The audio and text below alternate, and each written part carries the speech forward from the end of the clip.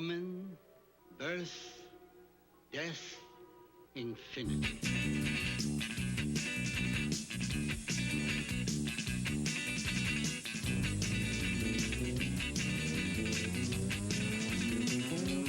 Good afternoon, and welcome to the Your Health television program here on AMP's Cable Channel 24 and on the internet at www.ampmedia.org.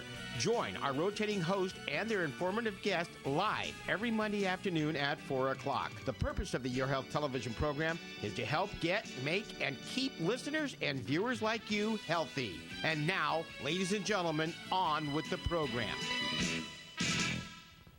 Welcome to the Your Health television program hosted by the Monterey County Health Department. I'm Emily Sciolto, your host today, and just about every third Monday of each month.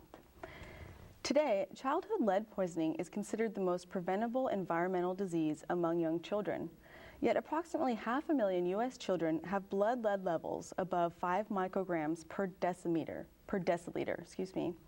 which is the reference level at which the Centers for Disease Control and Prevention recommends public health actions be initiated. Children under age 6 specifically are at greatest risk for lead poisoning, and a simple blood test can prevent permanent damage that will last a lifetime. Next week marks National Lead Poisoning Prevention Week.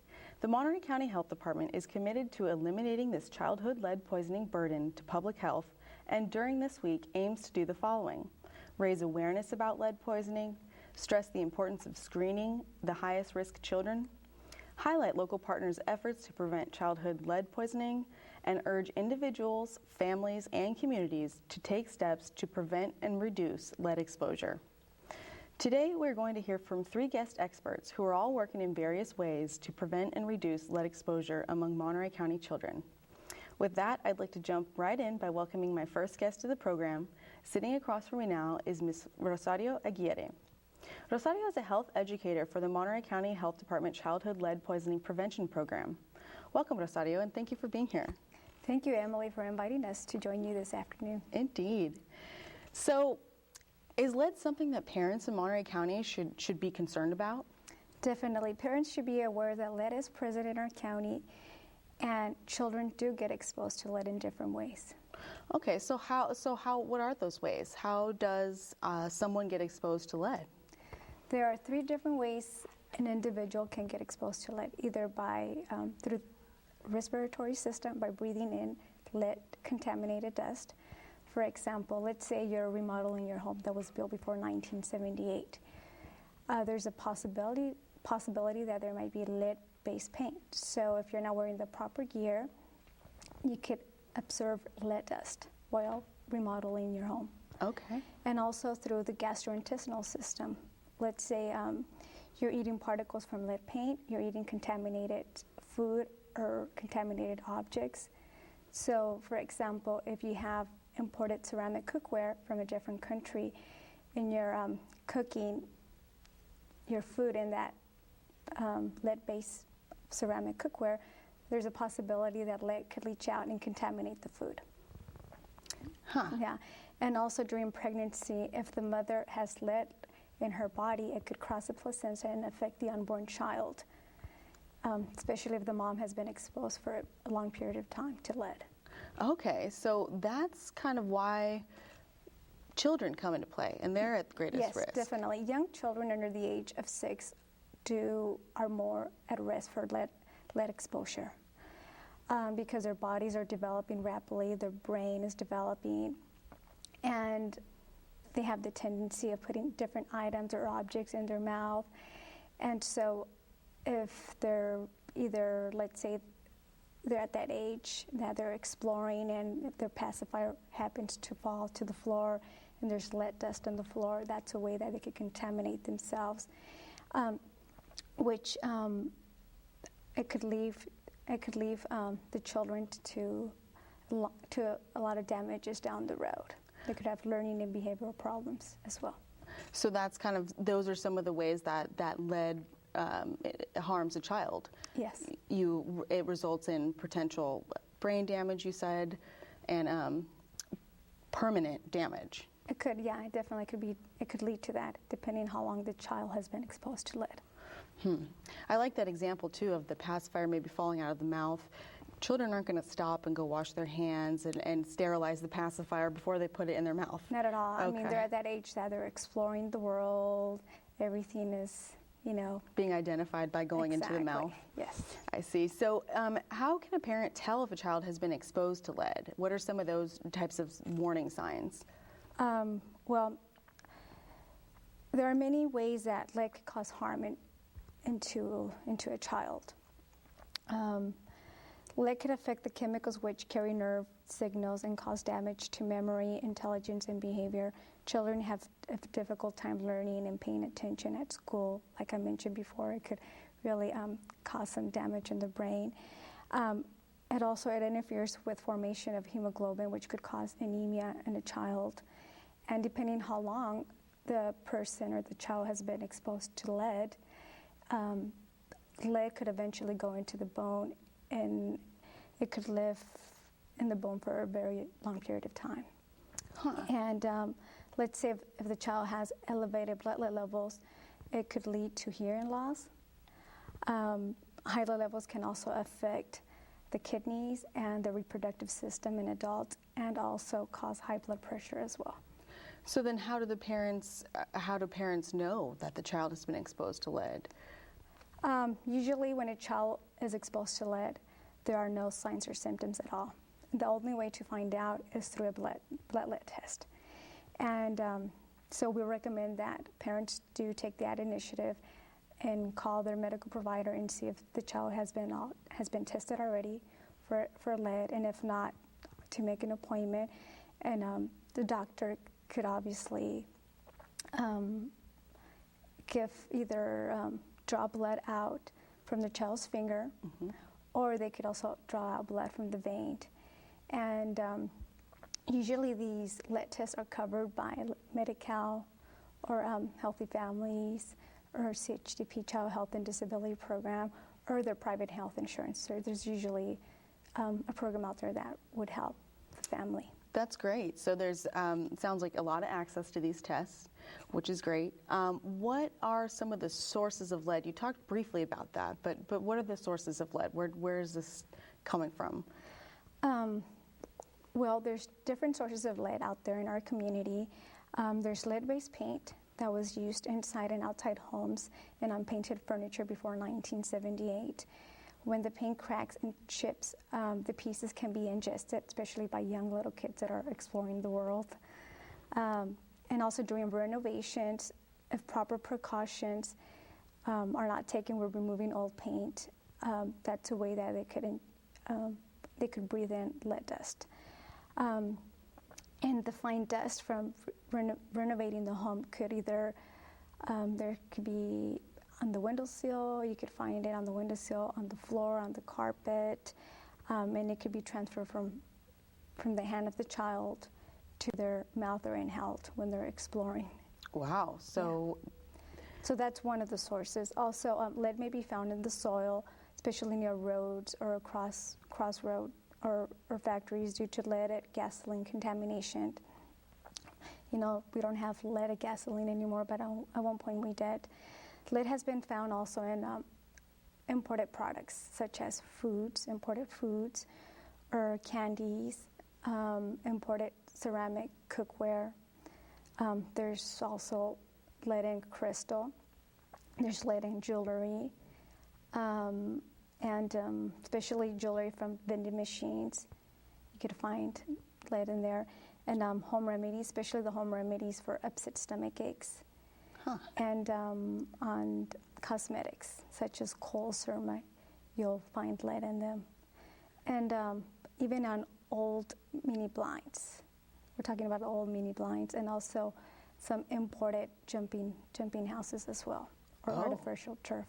Like the blow-up jump? Oh, okay. Yes, definitely. And lead dust can be brought into the house from exposure during work or some hobbies as well. Okay, yeah. So how can the lead at work harm family members in the home? Yes, there are some jobs where people are exposed to lead dust and can carry the dust home on clothes or on their shoes. Lead dust can get into the house on furniture, floors, carpets, where children can come in contact with it. So if you're not taking the proper precautions before going home, taking off your clothes or your shoes, leaving them outside, there's a possibility that you could bring into your home lead dust. And if, let's say, if you have the habit of carrying your child, hugging your wife, well, guess what? They'll be inhaling lead dust. There's a big possibility of that. Which is, one of the first things that happens when you get into the house after a long day at work. Oh, hi, how you doing? How was your day? Hugs, kisses, all that stuff. So basically, if you wear some protective gear at work, if you work in one of these types of industries where you're exposed to lead, take that stuff off. Leave it outside or leave it at the job or... Yeah, definitely. That's a big, we do highly advise people that if they are working in certain job industries that they know they're exposed to lead, to leave their gear, their somewhere at work or outside their home. That way they are not exposing their families to lead. Right. So what are some types of, you mentioned workplaces and hobbies that people do that may bring lead into their home. What are some examples of these hobby sources of lead? Hobbies such as making of stained glass projects, ceramics with leaded glaze, and hunting with leaded bullets. Also, fishing weights may expose adults and children to lead. But going back to different workplaces, employees may be exposed to lead if they work in remodeling homes, buildings or bridges, especially if there were buildings or homes built before 1978. Removal paint, make or fix radiators, make or paint ceramics, work with scrap metals, melt cast or grind lead, brass or bronze. They could be exposed to lead. Also work at shooting ranges. So if the employees are not sure, they should always ask their employer if they are working with lead. Wow, that's a much broader range of employment situations that just by doing your job, you're being exposed to lead. You could be exposed, exactly. And potentially your family too. Definitely. So what can a parent do to prevent lead exposure? In general, there are 3 parts to prevention for lead exposure. We advise parents to avoid sources of lead, get their children tested, eliminate exposure from their environment. So basically, it's kind of like baby-proofing a home. When you have a newborn, a child, and they start walking, you're going to watch out for the corners and the electrical sockets.